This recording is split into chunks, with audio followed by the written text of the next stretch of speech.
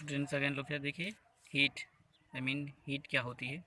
देखिए heat is a form of energy. Heat energy का ही form होता है या एनर्जी का ही एक रूप होता है ना।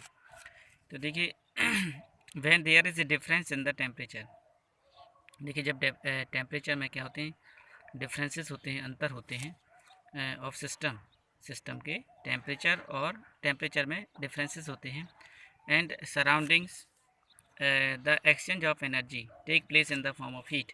देखिए जो सराउंडिंग होता है, जो वातावरण होता है सिस्टम के चारों तरफ, तो तब उस हीट को क्या होता है कि हीट के फॉर्म में एनर्जी को लिया जाता है, जो कि एक्सचेंज होता है। तो when the temperature of the system is greater than the surrounding, देखिए जब सिस्टम का टेम्परेचर या तापमान है ना सराउंडिंग से क्या होता है, सराउंडिंग हीट से या सराउंडिंग से ज़्यादा होता है, तब हीट इज़ है ना ट्रांसफर्ड है ना फ्रॉम द सिस्टम। तब हीट जो है सिस्टम से क्या होती है, ट्रांसफरीड होती है, स्थानांतरित होती है टू द सराउंडिंग से। तो दिस है ना रिड्यूस, देखिए this reduce the temperature of the system, जिससे सिस्टम का जो टेम्परेचर है वो रिड्यूस हो जाता है। ठीक है, इसमें सिस्टम से क्या हो रही है, सराउंडिंग हो रही है ना। तो if the temperature of system is less than the surrounding, जब सिस्टम का टेम्परेचर सराउंडिंग से क्या होता है, लेस होता है, कम होता है, तो देन हीट इज़ है ना transfer from the surroundings to the system. तब इस कंडीशन में जो हीट है वो सराउंडिंग से सिस्टम में क्या होती है, ट्रांसफ़र हो जाती है, उल्टा हो जाता है इसमें। ठीक है, आया समझ में स्टूडेंट्स। देखिए मैं अगेन समझाता हूँ कि जब देखिए सिस्टम की जो हीट है वो सराउंडिंग से क्या होती है, ज़्यादा होती है, तब सिस्टम की हीट क्या होती है, सराउंडिंग में ट्रांसफ़र होती है। और जब अपोजिट जब सिस्टम की एनर्जी सराउंडिंग से क्या हो जाती है, लेस हो जाती है, तब सराउंडिंग से एनर्जी सिस्टम में ट्रांसफ़र होती है। दोनों कंडीशन समझ में आ गई आपको। तो in both the cases in the transference of heat take place till the temperature.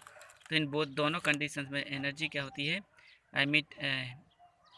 Heat जो है वो ट्रांसफ़र होती है ना, जब तक कि temperature of the system and the surrounding not equal, जब तक कि सिस्टम और सराउंडिंग के टेम्परेचर इक्वल नहीं हो जाते, समान हो जाते, तब तक ये स्थानांतरित का सिस्टम चलता रहता है। ओके, तो the amount of heat is denoted by Q.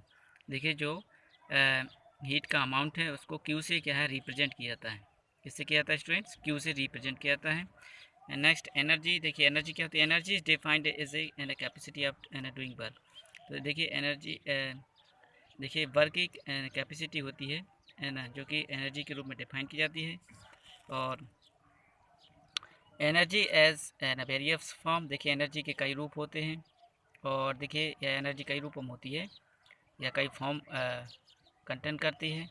तो एनर्जी में भी इन केमिकल, इलेक्ट्रिकल और मैकेनिकल, देखिए एनर्जी जैसे केमिकल और इलेक्ट्रिकल और मैकेनिकल हो सकती है।